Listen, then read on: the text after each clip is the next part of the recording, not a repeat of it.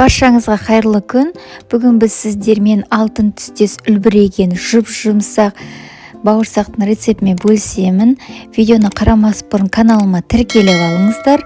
Ең алдымен бізге жылы суымыздың үстіне жылы сүтімізді қосып, оның үстіне ертілген сары майымызды құйып, қантымызды, оның үстіне тұзымызды, дрожжымызды қосып, жақсылап араластырып аламыз. Енді оның үстіне електен өткізілген ұнымызды қосып, қолымызбен жақсылап қамыр илейтін боламыз. Қолға жабыспайтындай жұмсақ етіп қамырымызды илеп, бетін жауып, осылай жылы жерге 1 сағатқа қойып қоямыз. 20 минуттан кейін қайтарып илеуді ұмытпаңыздар. Міне біздің ровно 1 сағат тұрған қамырымыз осылай әдемі болып көтерілетін болады. Енді кішкене ұнын сеуіп, қамырымызды жайып алатын боламыз.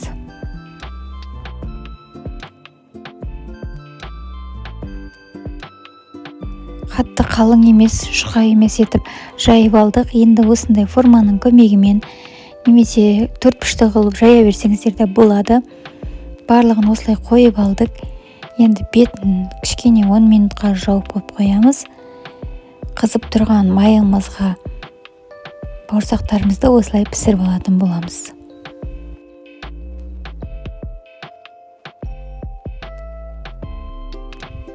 Міне біздің бауырсақтарымыздың екі бетінде осылай алтын түстес етіп пісіріп алдық.